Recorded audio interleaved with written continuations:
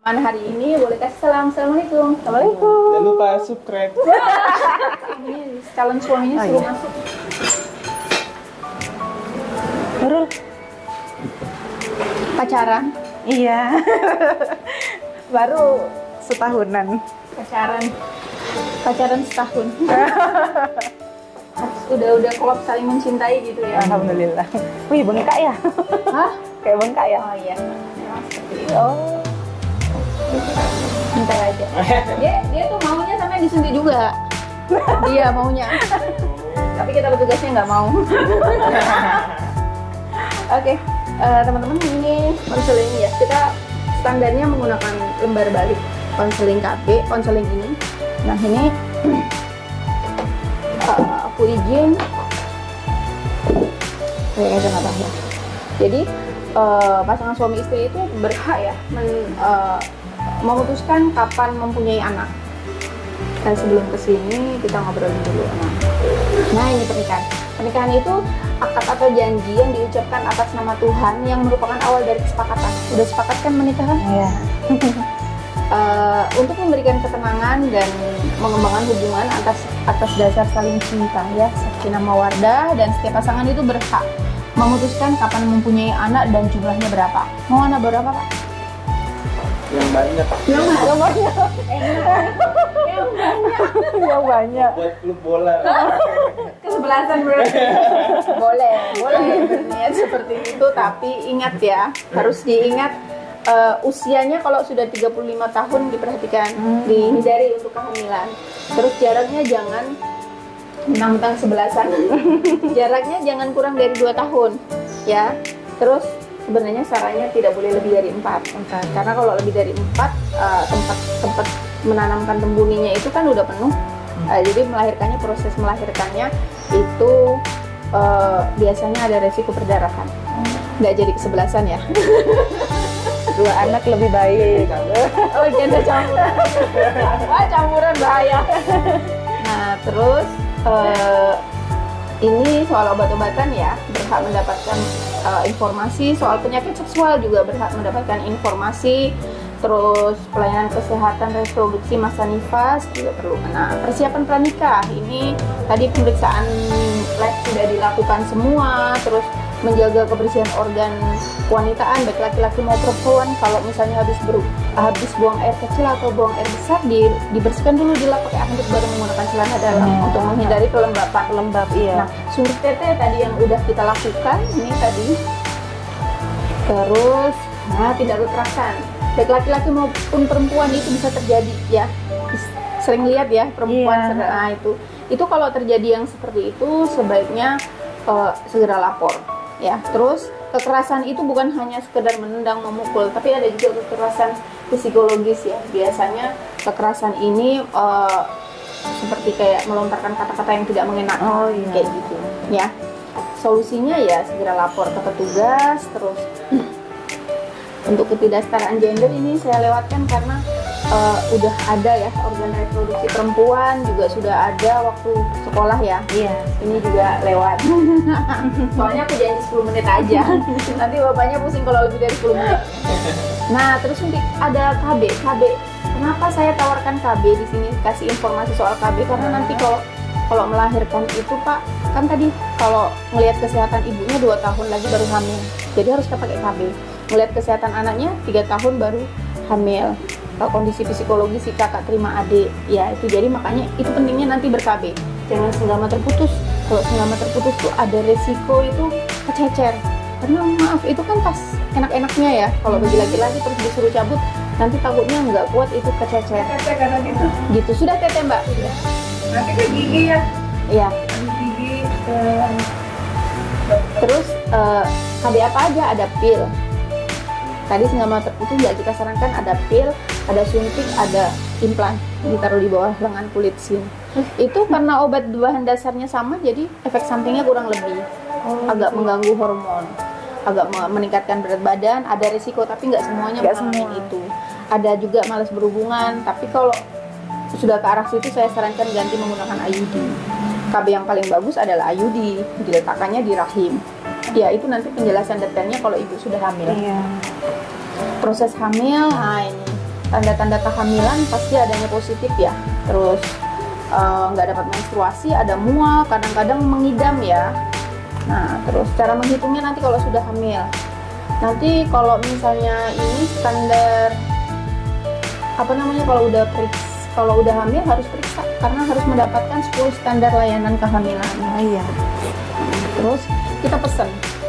Kita ada pesen kalau kondisi emosional ibu hamil. Kalau mau pacaran dulu pasca menikah, lebih baik pacaran dulu. Ya, karena nanti di dalam bayangan suami itu kalau menikah nanti akan pagi-pagi dibikinkan teh romantis gitu ya. Romantis gitu. Terus kalau hamil nggak bisa seperti itu kejadiannya karena akan ada perubahan emosional terhadap ibunya. Jadi ibu hamil itu akan mudah tersinggung, sensitif, uring-uringan, manja, mudah marah, tidak semangat. Jangan-jangan belum hamil sudah uring-uringan. Terus perasaan mudah lelah, tidak mau makan, tidak bisa tidur nyenyak, tidak nyaman, merasa sesak. Hal-hal ini disebabkan karena ada perubahan kondisi fisiknya, mencemaskan perubahan fisiknya dan merasa belum siap menjadi seorang ibu, dan yang paling ini karena dia ingin dimanja ya. Jadi kalau mau pacaran dulu belum siap hamil, pakai pil KB atau suntik KB 1 bulan. Oh gitu ya, pasca menikah nanti. Pasca menikah, mau pacaran dulu deh, mau seneng-seneng dulu, mau bikin-bikin romantis gitu. Silahkan. Tapi kalau sudah siap, bapaknya sudah siap nih, pagi-pagi nanti teh nggak ada, pagi-pagi istrinya yang harusnya gini masih lesu, ya monggo, dipersilahkan untuk segera hamil ya. Iya. Nanti dibicarakan berdua.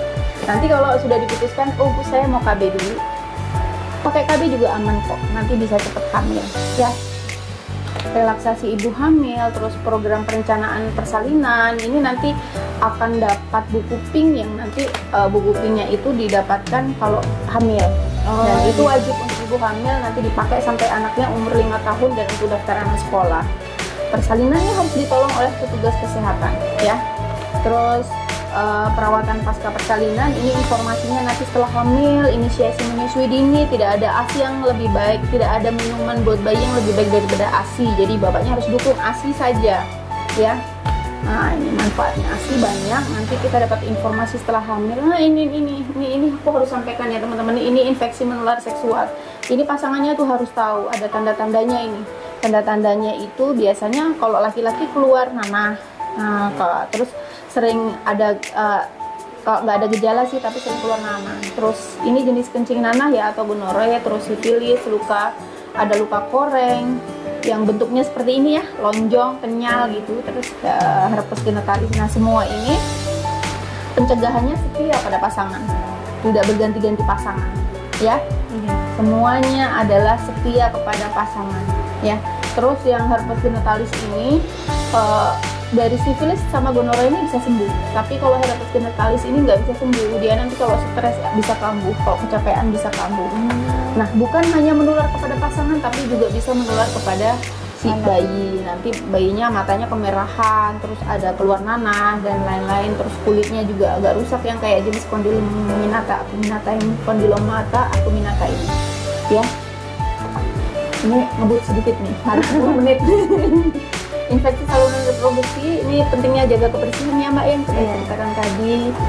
Terus HIV/AIDS, mungkin informasinya udah sering ya. Iya, udah sering. Penularan HIV/AIDS itu melakukan hubungan seks yang tidak aman melalui transfusi darah dan jarum suntik ya. Tidak menular melalui makan bersama, bersentuhan, berpelukan ya. Waspada, tidak menunjukkan gejala karena dia nanti kalau sudah 5-10 tahun tuh baru ketahuan. Cara mencegah HIV/AIDS dan seksual tadi itu ya masing-masing setia pada pasangan ya. Setia, jangan lupa romantis. Kondom, kalau nggak bisa setia pakai kondom tadi aku nggak sarankan, aku nggak ngajarinnya. Terus hindari penggunaan narkoba suntik, penggunaan alat kontrasepsi ya, alat-alat yang non steril. Nah, kanker payudara dan kanker mulut rahim itu nanti setahun sekali, 3 tahun sekali periksa kalau sudah pernah melakukan hubungan seksual. Kenapa penting melakukan ini? Karena kalau masih stadium awal pengobatannya mudah, kalau udah stadium akhir udah sulit pengobatan. Nah, ini kehidupan seksual suami istri ini aku harus sampaikan agak detail sedikit gitu. Jadi kehidupan kehidupan seksual dapat dipengaruhi oleh faktor fisik dan psikis. Kalau kedua faktor ini baik, maka fungsi seksual juga baik. Faktor lain biasanya karena ada penyakit dan lain-lain atau gangguan kehidupan seksual. Jadi gangguan kehidupan seksual laki-laki dan perempuan itu intinya satu, malas berhubungan, dan itu tidak boleh terjadi. Nah, karena kebutuhan seksual itu kebutuhan dasar. Jadi kalau kita ibaratnya makan, ya lapar. Begitu juga sebaliknya. Makanya ada juga pasangan yang kemarin itu mengeluh karena istrinya suntik KB, malas berhubungan sama dia, jadi istrinya tidak boleh KB. Itu juga tidak boleh, karena itu adalah kebutuhan dasar bagi pasangannya masing-masing. Tergantung intensitasnya, itu tergantung pasangan, tapi itu harus diketahui bahwa itu adalah kebutuhan dasar, ya. Terus selalu ingat bahwa kehidupan seksual adalah milik bersama dan dibina bersama pasangan. Bersikap dan bicara secara terbuka apa adanya. Masing-masing pasangan berhak tahu mana hal yang mereka suka dan mana hal yang tidak mereka suka. Jaga kesehatan tubuh dan jiwa dengan gaya hidup yang sehat, misalnya tidak merokok. Iya. Tapi saya nggak domain ya ini ya. Ini SOP-nya kayak gitu. Tidak merokok, kelola stres, tidur cukup, pola makan gizi seimbang, dan berolahraga secara teratur. Jangan tergoda untuk menggunakan obat atau ramuan yang tidak jelas isi dan indikasinya. Meminum obat yang tidak jelas hanya akan membahayakan fungsi organ tubuh lain, seperti meminum obat yang tidak jelas seperti ginjal, bisa mengakibatkan penyakit ginjal. Bahkan konsumsi obat yang kandungannya tidak jelas dapat memberikan efek jangka panjang, terjangkit berbagai macam penyakit, ya. Makan alamiah aja biasanya kuat kok. Terus jagalah keseimbangan antara kesibukan dan rekreasi. Selalu usahakan untuk memiliki waktu khusus hanya berdua bersama pasangan. Jangan melakukan hubungan seksual hanya sebagai hal yang rutin untuk menghindari kejenuhan. Komunikasikan dengan pasangan masing-masing sesuai kebutuhan. Jadi sebenarnya dari awal sampai akhir itu berkomunikasi itu penting, ya. Jadi kalau nanti pasangannya aku nggak suka ngomong kayak gini, jangan juga dicela dan jangan langsung minder, karena berkomunikasi itu penting, ya. Jadi itu ibu mbak sama mas tuh harus tahu pasangannya bukan dukun yang tahu isi hati masing-masing, ya. Ibu sama anak aja nggak tahu, apalagi ini 25 tahun hidup dengan gaya masing-masing, tiba-tiba harus bersatu. Kalau nggak dikomunikasikan nggak bisa. Oke, the end. 10 menit atau lebih ini tadi. Gak kerasa kok. Semoga nanti bermanfaat. Kalau ada nanti yang informasi kurang jelas bisa via telepon. Kalau nanti bengkak atau apa, hubungi saya di Gantri. Oke, terima kasih banget. Kasih ya Kak. Pengalaman hari ini. Boleh kasih salam. Assalamualaikum. Assalamualaikum. Jangan lupa subscribe. Terima kasih.